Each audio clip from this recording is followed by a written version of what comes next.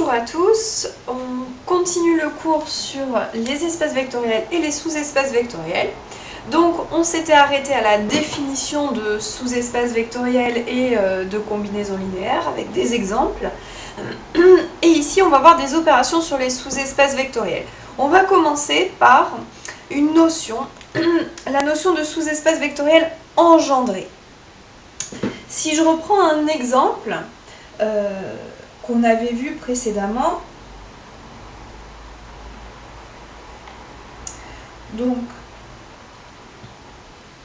on a montré que l'ensemble f égale l'ensemble des vecteurs de la forme lambda moins lambda de lambda, où lambda appartient à R, est un sous-espace vectoriel de R. Et on avait vu qu'en fait, c'était aussi l'ensemble des vecteurs de la forme lambda fois le vecteur 1, moins 1, 2.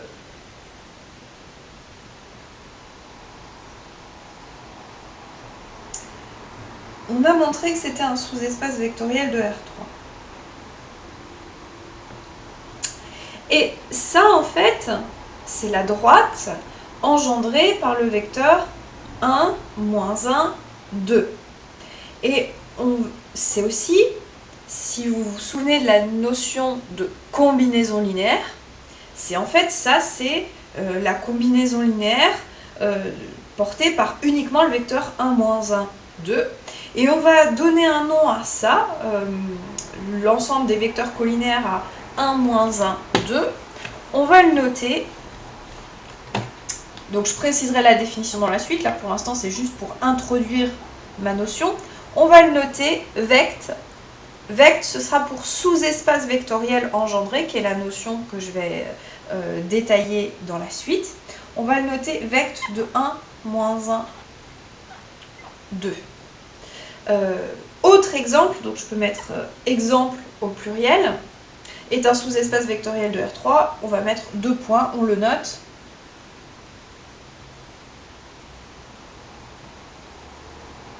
F égale vect de 1, moins 1, 2. Un petit peu sur le même principe, si je considère,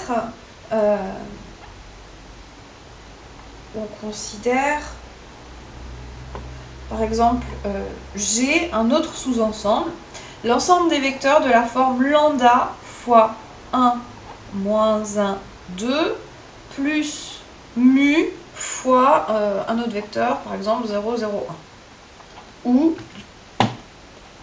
lambda et mu sont deux réels. Alors, cet ensemble,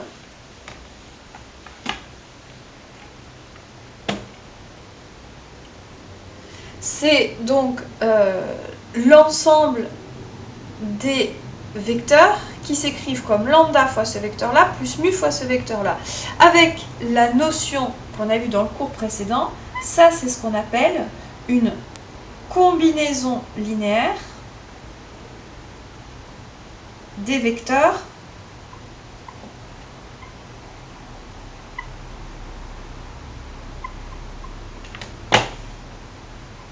moins 1, 2 et 0, 0, 1.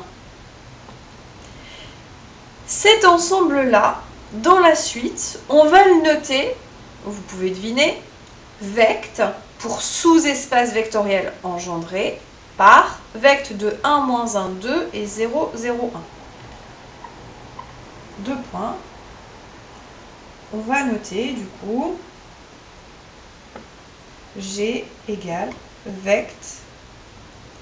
Et ça se lit, alors je le dis vect quand je l'écris là, mais ça se lit, ça va se lire sous-espace vectoriel, SEV, engendré. Donc sous-espace vectoriel engendré par les vecteurs 1, moins 1, 2 et 0, 0, 1. Donc ici, si on est dans R3, vous imaginez, ça va nous donner un plan de R3. Et qu'est-ce qu'on a déjà vu? En fait, on a déjà vu sur un exemple, puis on a dit on peut généraliser, on a vu que les plans de R3, c'était des sous-espaces vectoriels. Et ça, en fait, justement, si ça s'appelle sous-espace vectoriel engendré, on va prouver dans la suite que ceci est un sous-espace vectoriel. Alors là, on a commencé à le généraliser avec 2 vecteurs, mais en fait, on va généraliser la notion de sous-espace vectoriel à n vecteurs. Donc, à n vecteurs, donc ici, si par exemple, j'ai 3 vecteurs, et puis 1, 1, 0. Le sous-espace vectoriel engendré par ces 3 vecteurs, ce sera donc par définition l'ensemble des combinaisons linéaires de ces 3 vecteurs, donc c'est-à-dire tous les vecteurs de la forme lambda fois ce vecteur, plus mu fois celui-là, plus nu, on va dire, fois le vecteur 1, 1, 0. Etc. si j'ai plus de vecteurs. Ici, on est dans un cas où on est dans R3. Mais ici, quand je dis vecteur, c'est vecteur au sens vecteur de R3, mais ça peut être aussi vecteur dans le sens élément du sous-espace vectoriel. Donc, si on est par exemple dans l'espace élément de K espace vectoriel, donc si on est dans l'espace de K crochet X, l'espace des vectoriel des polynômes à coefficient dans K. Donc, dans cet espace-là, autre exemple, cette fois-ci, on n'est plus dans R3, mais on va prendre E égale K crochet X. Quel va être le sous-espace vectoriel engendré par les polynômes 1, x, x2, x3.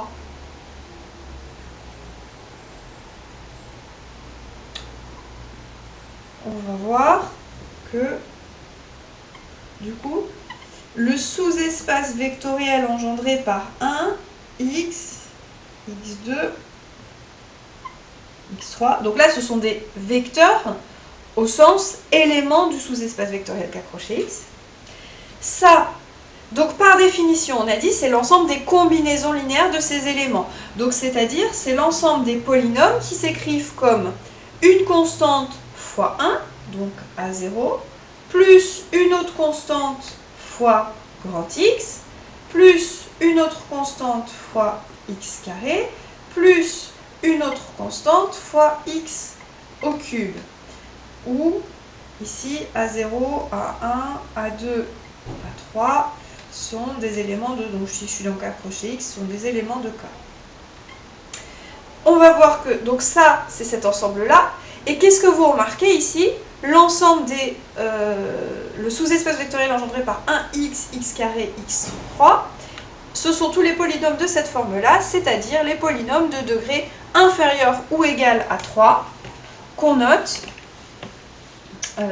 ici. Donc ça, c'est K3 crochet X. Et on a bien vu que c'était un sous-espace vectoriel de K crochet X. Voilà, donc on va voir que ça, on va reprouver le fait que est un sous-espace vectoriel de K crochet X. Et en fait, on va prouver que c'est le plus petit, au sens de l'inclusion, le plus petit sous-espace vectoriel qui contient les vecteurs 1x, x carré et x au cube.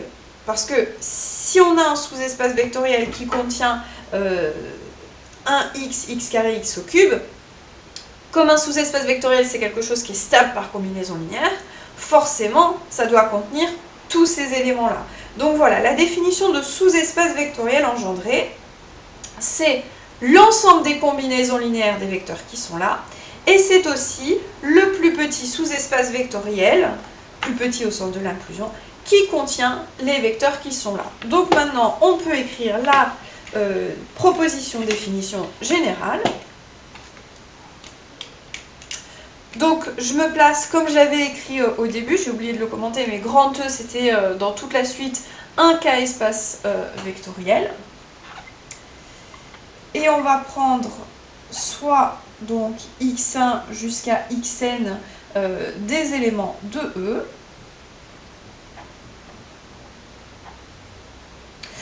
Alors, au lieu d'écrire x1, point, point, point, xn, je peux aussi écrire xi pour i compris entre 1 et n. Une famille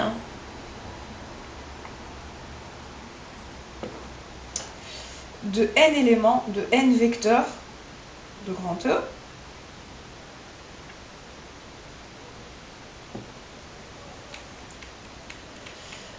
Donc, on définit le sous-espace vectoriel engendré par la famille des xi par, on définit le sous-espace vectoriel engendré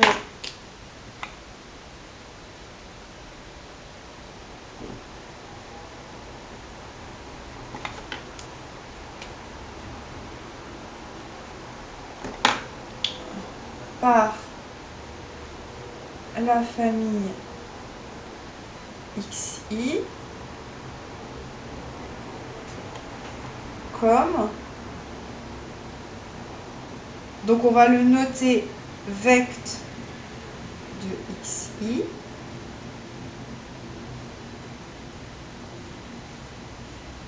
égale, par définition, c'est, on a dit, l'ensemble des combinaisons linéaires des vecteurs qui sont là, donc l'ensemble des éléments qui s'écrivent comme somme des lambda i xi, ou les lambda i ici, ou lambda i est une famille d'éléments de K. Les lambda i ici sont des scalaires. Deux points, donc c'est l'ensemble des combinaisons linéaires donc des vecteurs xi.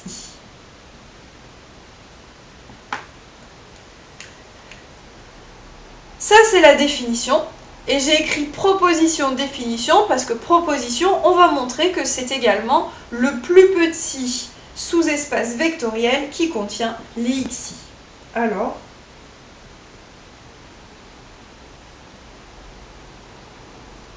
vect des xi est le plus petit. Donc quand je dis petit, c'est au sens de l'inclusion. Je vais préciser ce que je veux dire par là.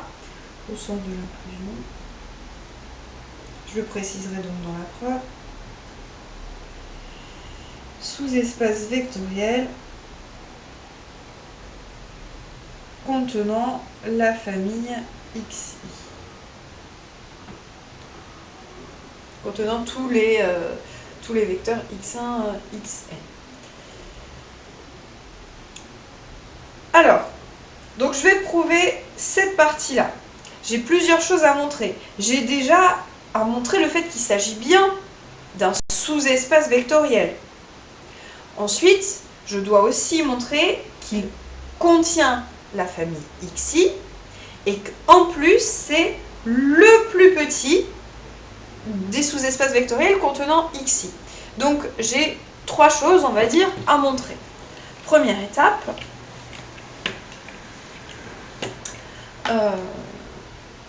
donc preuve.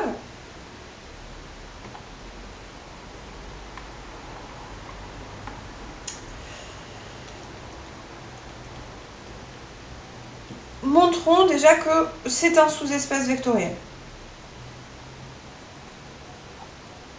Je vais l'appeler F.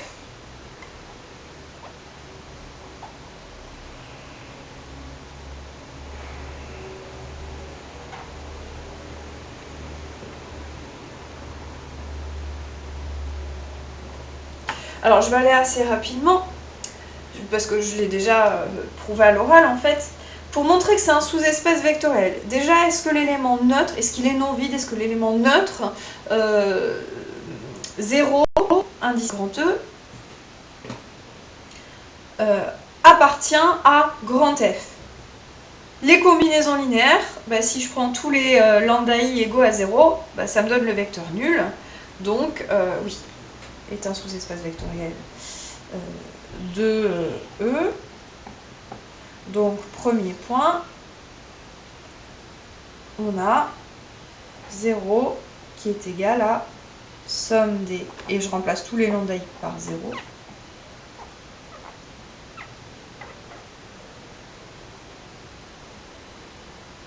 Voilà. Deuxième point, il faut que je prenne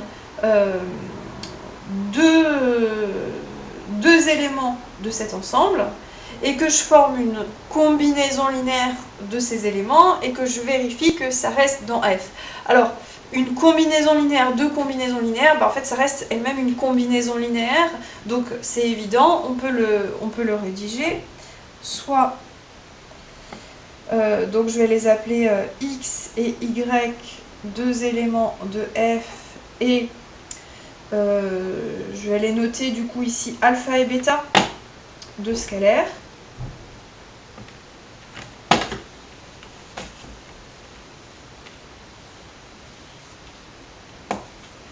Comme X appartient à F, il existe des lambda I tels que X s'écrivent comme somme des lambda I XI, tels que X s'écrivent comme combinaison linéaire de XI, et pareil pour Y, donc je vais écrire Y somme des mu I XI, ou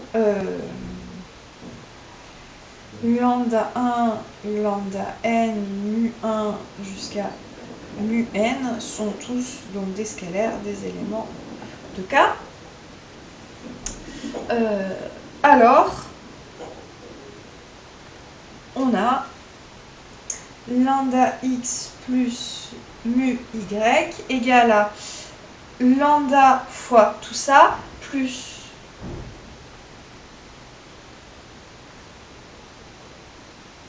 mu fois plus, pardon, c'est pas lambda et mu, je me reprends, je les ai appelés alpha et bêta.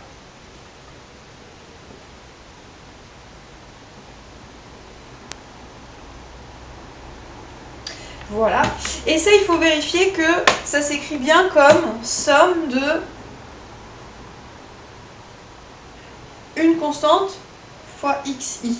Alors, bah, évidemment, par opération sur les sommes, le alpha qui est là, je peux le rentrer à l'intérieur de la somme qui est là. Le bêta, pareil. Et je peux regrouper les deux sommes entre elles. Et il va me rester alpha lambda i plus bêta mu i. Et ça, bah, c'est bien un scalaire. Donc ça, c'est bien une combinaison linéaire d'éléments de F. Donc F est bien un sous-espace vectoriel de grand E d'après petit 1 et petit 2. Ensuite, on devait montrer que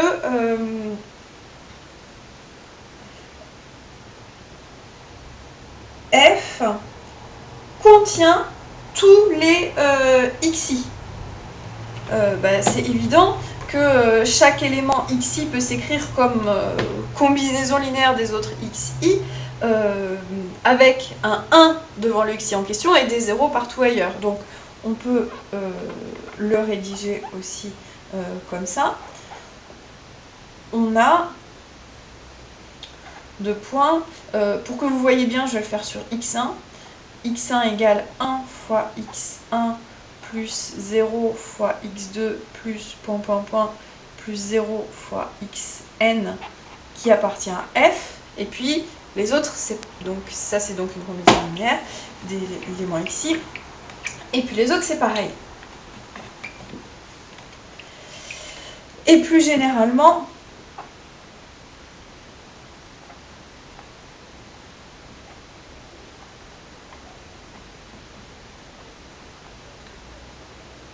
pour tout i compris entre 1 et n, on a x indice i égale, pour tout k, je vais plutôt l'appeler k, x indice k égale somme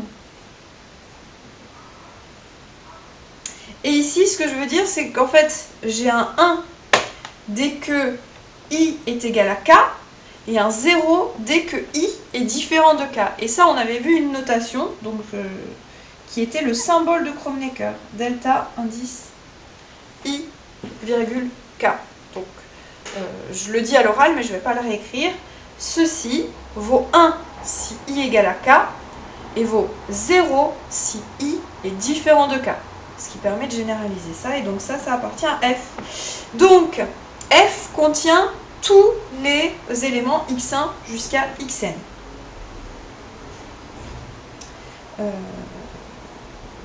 X1 jusqu'à xn sont des éléments de F. Voilà.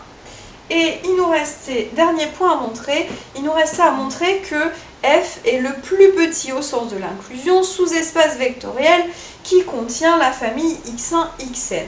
Donc, pour ça, pour montrer que c'est le plus petit, il faut montrer que si on en prend un autre, c'est-à-dire un autre sous-espace vectoriel qui contient tous les x1, xn, cet autre sous-espace vectoriel, et ben en fait, il est plus grand que F. Et plus grand au sens de l'inclusion, ça veut dire que F est inclus dans cet autre sous-espace vectoriel.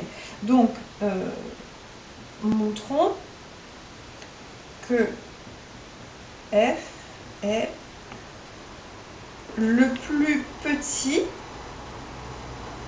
Donc là, maintenant, ce que je vais montrer, c'est le caractère plus petit, SEV de E, contenant la famille xi. Donc, on a dit soit j'ai un sous-espace vectoriel contenant la famille xi.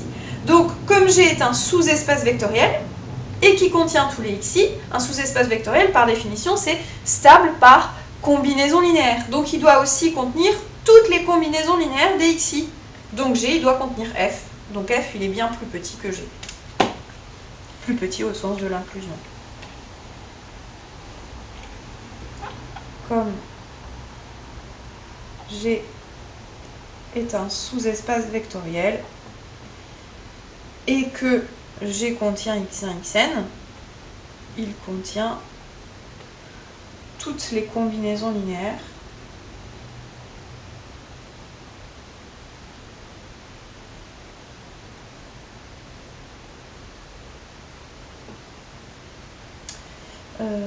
des xi.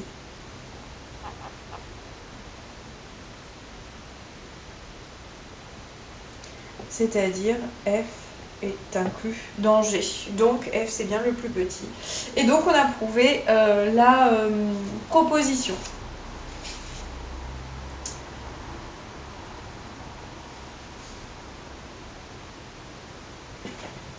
Voilà. Donc ça, c'était pour ce qui concerne le sous-espace vectoriel engendré. On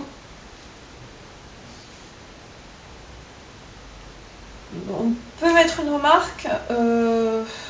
Non, on va l'écrire après la remarque. Donc ça, c'était pour ce qui concerne les sous-espaces vectoriels engendrés. On est dans le paragraphe opération sur les sous-espaces vectoriels.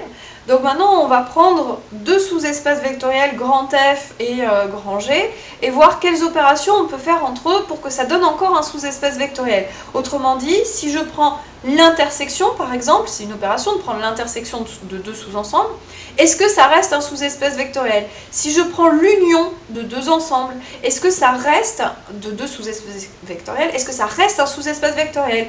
Mes deux sous-espaces, si je les additionne, je peux les additionner entre eux. Est-ce que ça reste un sous-espace vectoriel, etc. Donc, on va commencer par l'intersection.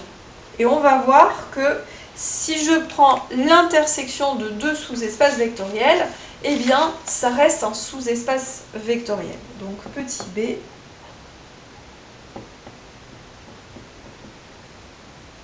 intersection de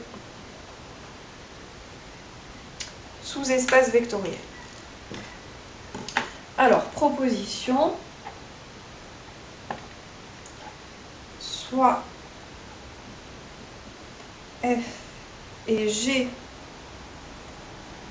de sous-espaces vectoriels d'un même, donc ils sont dans le même cas espace vectoriel grand E. Alors, l'intersection F inter G est un cas espace vectoriel de grand E.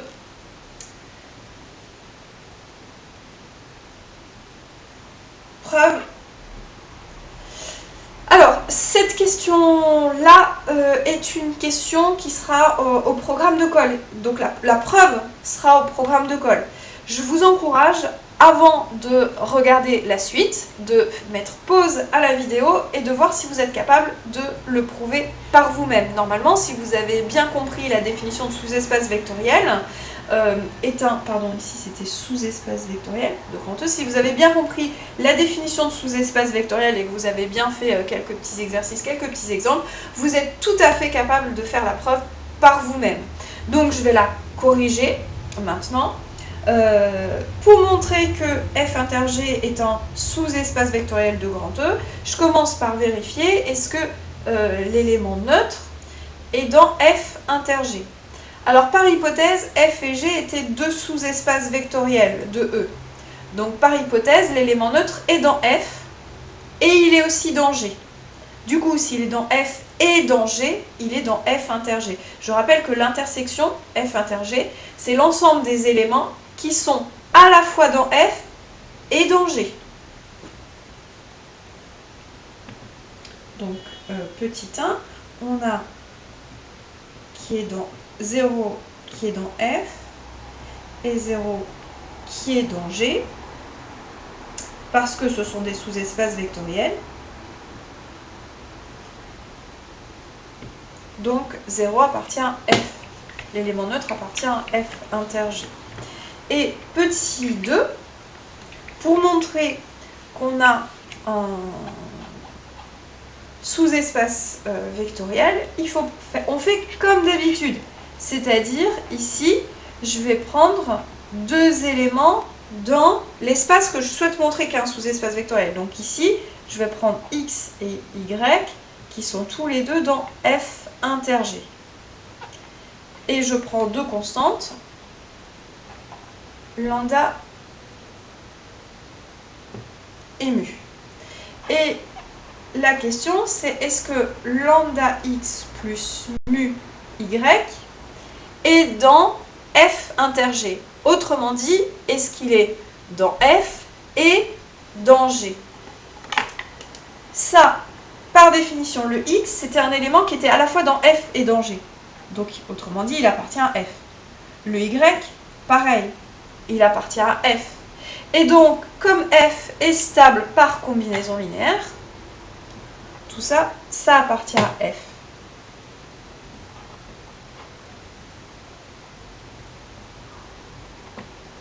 De même,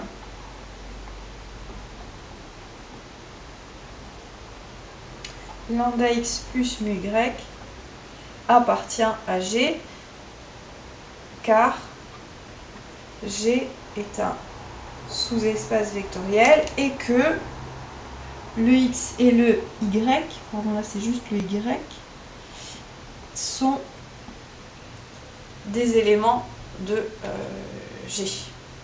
Donc, d'après petit 1 et petit 2, F inter G est un sous-espace vectoriel de grand E. On peut généraliser ça à, ici j'ai pris deux sous-espaces vectoriels de grand E, on peut généraliser ça à n sous-espaces vectoriels de grand E. Imaginons que j'ai F1, F2, F3, etc. jusqu'à F indice n, qui sont des sous-espaces vectoriels de grand E. Est-ce que ma preuve va encore fonctionner? Comme ce sont tous des sous-espaces vectoriels de grand E, ils contiennent tous l'élément neutre. Du coup, l'élément neutre est dans chacun de F1, F2, Fn, et donc il est dans l'intersection de tous, ça marche encore. Et là, bah pareil, si je prends x et y qui sont dans f1, inter f2, etc. jusqu'à inter fn, ils sont dans chacun des fi, et je peux appliquer ce principe-là pour chacun des fi. Du coup, l'intersection des fi pour i allant de 1 à n est un sous-espace vectoriel de E, à condition que chacun des fi soit des sous-espaces vectoriels.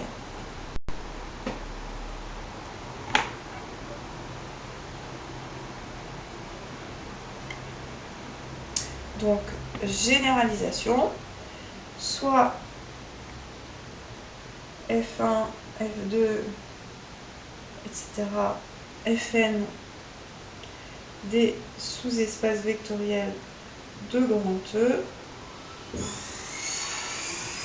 Alors, l'intersection des Fi est un sous-espace vectoriel de E.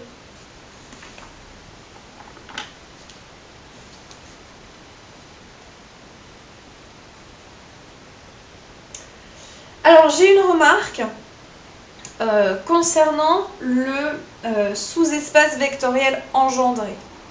En fait, le sous-espace vectoriel engendré par la famille x1, xn, où x1 et xn sont des éléments de E, on a vu, c'était le plus petit sous-espace vectoriel qui contient tous les xi, et c'est aussi l'intersection de tous les sous-espaces vectoriels qui contiennent les xi.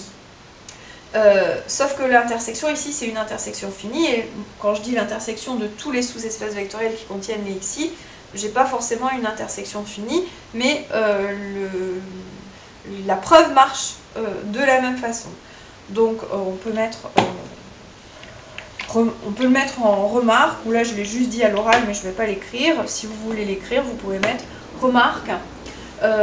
Le sous-espace vectoriel engendré par une famille xi, pour i allant de 1 à n, est également l'intersection de tous les sous-espaces vectoriels contenant la famille xi.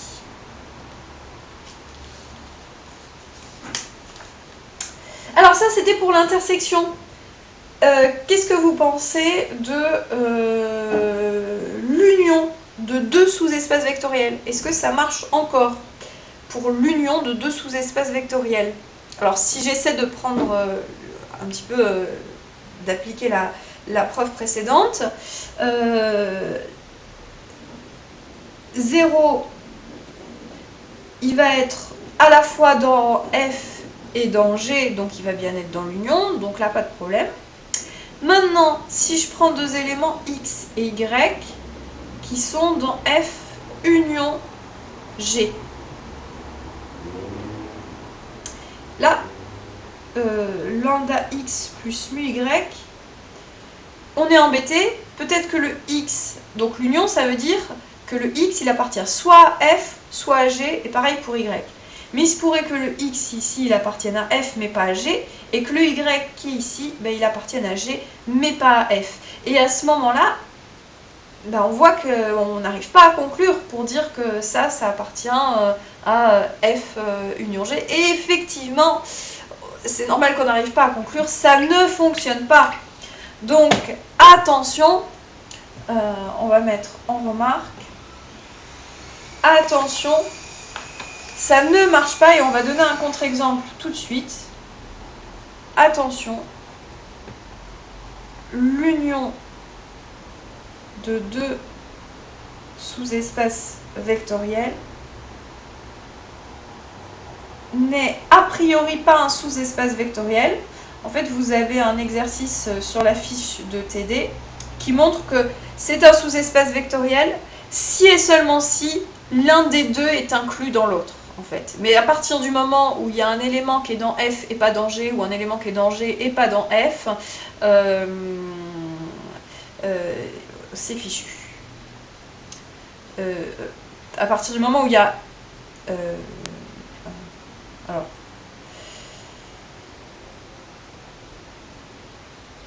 un élément qui est dans G et pas dans F, et... Pardon, j'ai dit un ou, c'est un et, un élément qui est dans G et pas dans F, et un autre élément qui est dans F et pas dans G, c'est fichu. Donc l'union de deux sous-espaces vectoriels n'est a priori pas un sous-espace vectoriel, sauf si l'un des deux sous-espaces vectoriels est inclus dans l'autre.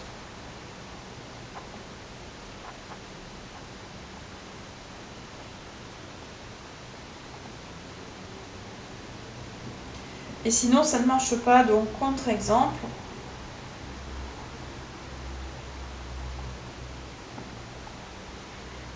On va faire un petit contre-exemple dans R2.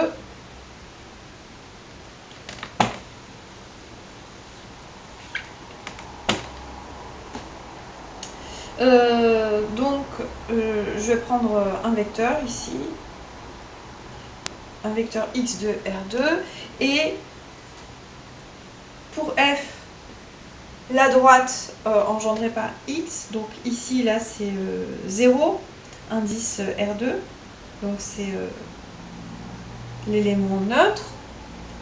La droite vectorielle engendrée par le vecteur x que j'ai dessiné là, donc un petit peu comme dans R3, en fait, d'ailleurs, on pourrait se placer dans R3, mais moi, je le dessine là pour pouvoir le dessiner, justement, et je vais prendre un autre vecteur, y ici, et je vais considérer ici le sous-espace vectoriel engendré par y. Donc ici, f égale vect de x, et ici g égale la droite engendrée par y. Sur mon dessin, à quoi correspond f union g? Par définition de l'union, ce sont les vecteurs qui sont soit dans f, soit dans g. Donc en fait, c'est les vecteurs qui sont là et les vecteurs qui sont là. Donc en fait, l'union, c'est les deux droites, l'union de ces deux droites-là. Si l'union de ces deux droites était un sous-espace vectoriel, ça voudrait dire que dès que je fais une combinaison linéaire de x et y, on doit rester dans f union g. Et ici, qu'est-ce qui se passe si je fais x plus y, par exemple, tout simplement? Ce vecteur-là, ça c'est le vecteur x plus y, et bien vous remarquez qu'il n'appartient pas à f union g. Et donc, ici, f union g n'est pas un sous-espace vectoriel. Dans mon exemple, f union g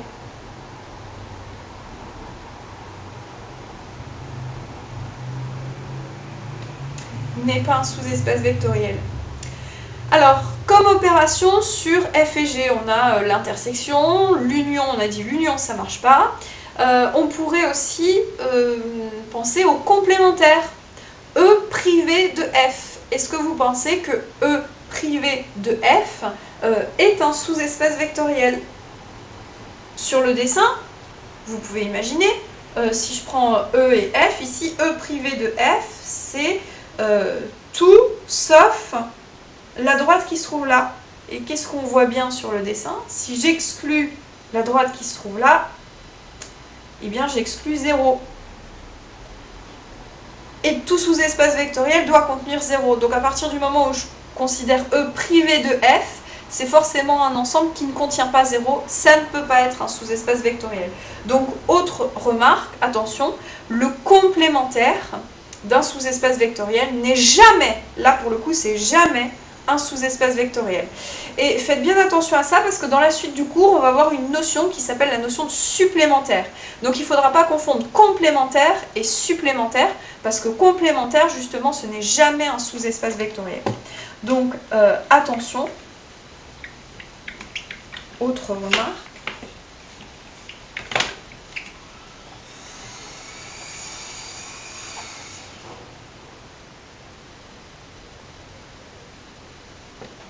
Donc le complémentaire E privé de f d'un sous-espace vectoriel grand F n'est jamais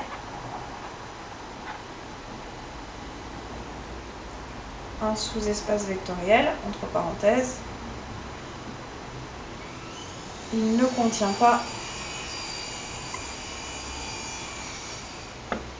l'élément neutre.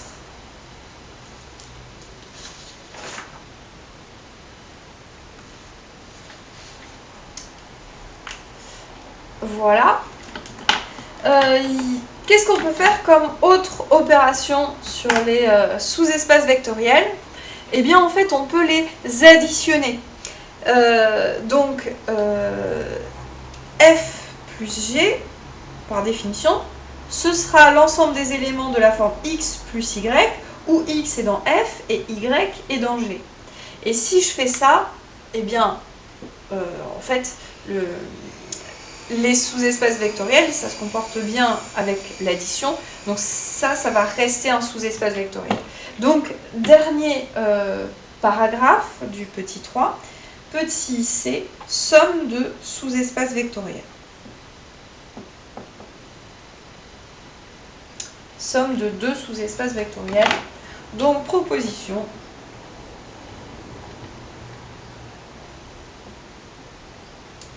Soit F et G de sous-espaces vectoriels d'un même K espace vectoriel grand E, alors F plus G, qui est donc, je rappelle la définition, donc c'est l'ensemble des vecteurs qui s'écrivent comme X plus Y avec X dans F et Y dans G. Donc attention, ne confondez pas plus et produit cartésien. Alors on a déjà vu, c'est vrai que le produit cartésien c'était un sous-espace vectoriel. Produit cartésien de deux espaces vectoriels, c'était un sous-espace vectoriel. Là c'est différent. Et ça, si vous n'êtes pas à l'aise avec cette notation-là, enfin normalement il n'y a pas de souci, vous pouvez écrire aussi X appartient à F, virgule, Y appartient à G. Donc c'est l'ensemble des éléments de la forme X plus Y, X est dans F, Y dans G. Donc alors cet ensemble-là est un sous-espace vectoriel de grand E. Preuve. Cette preuve-là sera également au programme de colle et je vous invite à ne pas regarder ce que je fais, à le faire vous-même de votre côté, comme pour l'intersection, et ensuite regardez la correction que je vais écrire tout de suite.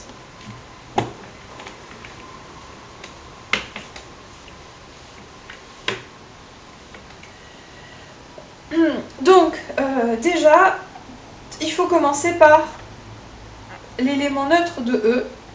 Est-ce que je peux l'écrire comme un élément de F plus un élément de G? Oui, parce que 0, c'est 0 plus 0. Et que, comme F est un sous-espace vectoriel, 0, il est dans F. Comme F est un sous-espace vectoriel, 0, il est aussi dans G. Donc ça, c'est un élément de F plus G. Deuxième point, alors, comment est-ce que je peux les appeler? Je vais les appeler Z1 et Z2.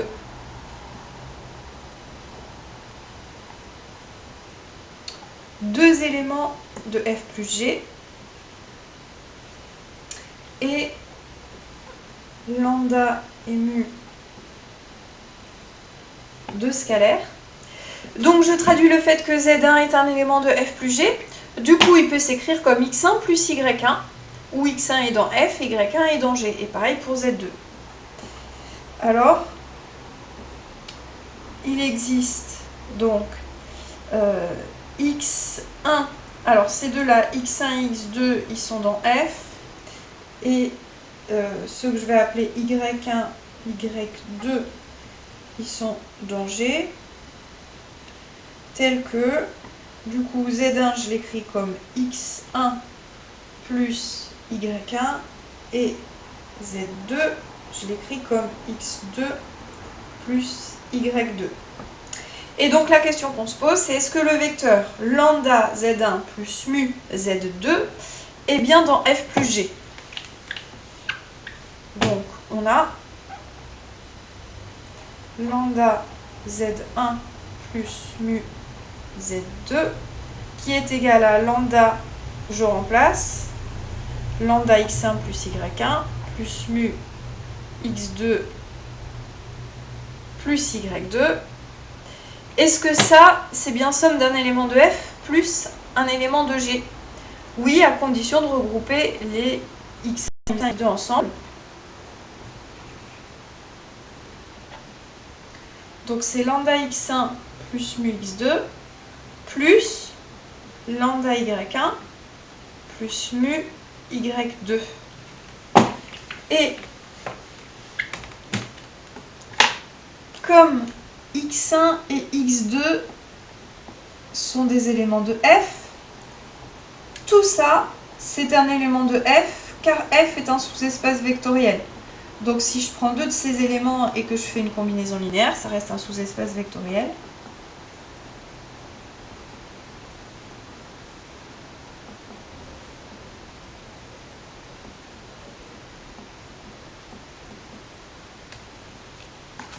Pareil ici, et donc le tout, ça s'écrit bien comme un élément de f plus un élément de g. Donc, f plus g